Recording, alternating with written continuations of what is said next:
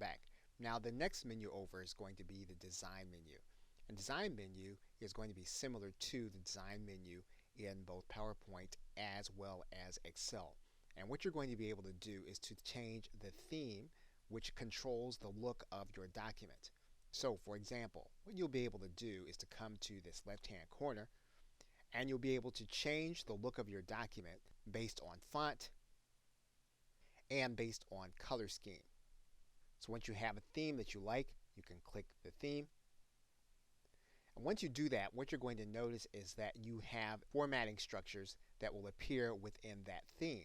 So you can change the formatting structure just based on the theme that you have chosen. So for example, we can choose a different kind of theme. And then our titles will be different, our subtitles will be different, and you'll notice that here in this area.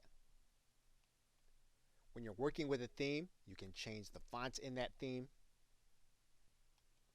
And for the most part, you won't be working with colors. However, you can change the color theme. You can change the color scheme inside of your theme. The theme that you're working with, you can change the paragraph spacing. And you can also change the effects.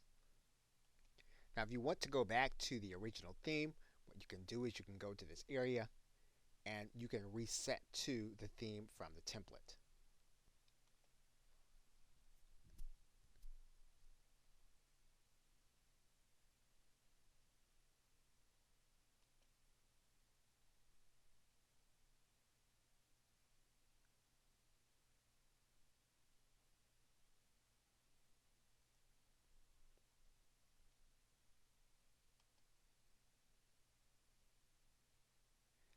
Now, the page background will help you to decide on any branding and watermark you are going to use.